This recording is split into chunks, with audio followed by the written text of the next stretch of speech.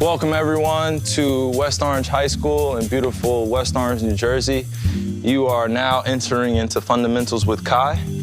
We're gonna work on the foundation of how you start in the triple threat. This is probably one of the first things I learned in basketball other than the left hand and right hand layup and being able to shoot. You're gonna start with your left foot planted base. That way, we call this pivot. We're going to work simply on going in a circle as well as working the angles of the top of the key.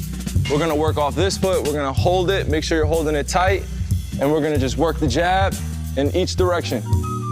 Jab, rock. Oh, you could add a head fake. That's for the pros. You gotta work your way up. The ball placement is just as important as your pivot foot because you have a defender, idealistically, right in front of you. So you wanna have this type of imagination when you're starting to work on your game, especially when you're by yourself. I'll do a live example so you guys can see it, gain speed. And that's the triple threat.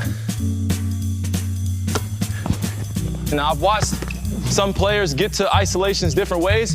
When I work out in the summertime, I'm working by myself is having this imagination and inviting all of these thoughts of what could possibly happen in the game.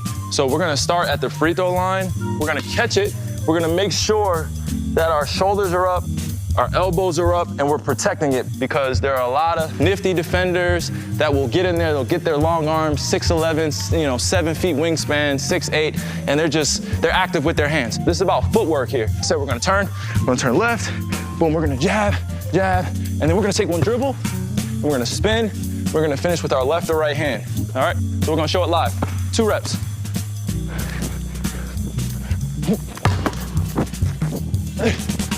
Oh, that's 2. That's okay. The key is that when you're missing shots or you know you're not making shots, it's literally momentum and it's the rhythm. Basketball is a rhythm. So if you don't have the rhythm, your heart, your mind moving at the same time, some of those things are gonna miss. So I'm gonna take my time, take a breath, I'm gonna jab, maybe late in the game. So, I may have to switch it to the left hand to make sure that the layup goes in.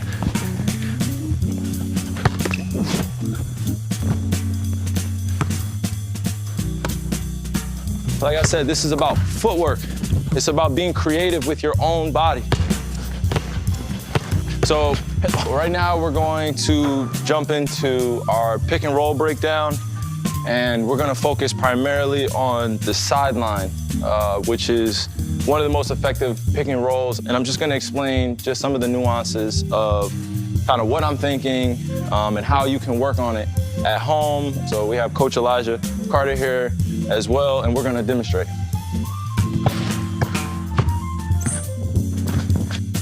We're gonna run into what we call a step-up sideline pick and roll.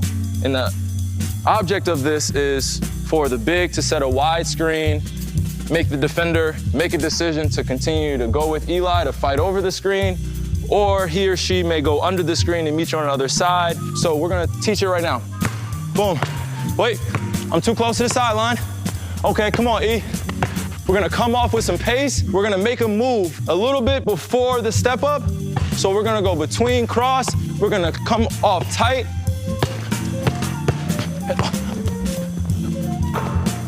And those are the breakdowns. Isolation, triple threat, and pick and roll.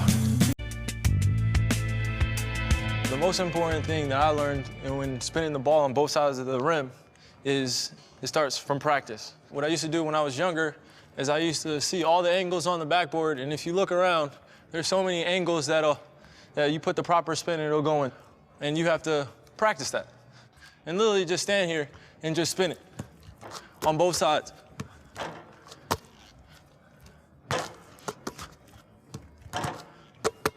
And those are the variety of finishes. But most importantly, when a guy's behind you and he's on your hip, instead of extending with your right hand, you keep him on your hip, create space, and shoot it with your left hand. And you gotta do it on both sides. And that comes with a lot of practice and practicing different finishes. That comes with every finish in the game. I'm talking about floaters with your left hand, high arcing shots with your left hand, right hand floaters, everything. You never wanna be predictable. You always wanna have a variety of finishes so nobody can guess what you're gonna do.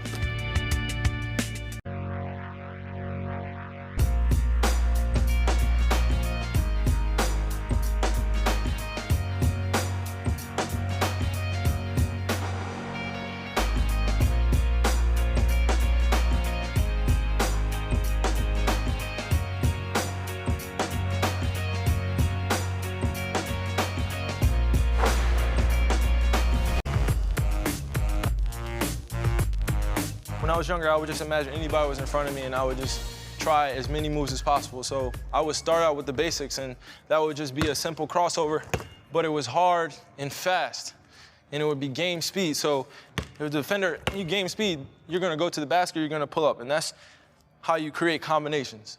And I created combinations with the drills I did. So I'd be by myself, and then I would do crossover behind the back, and then behind the back, and then go to a pull-up.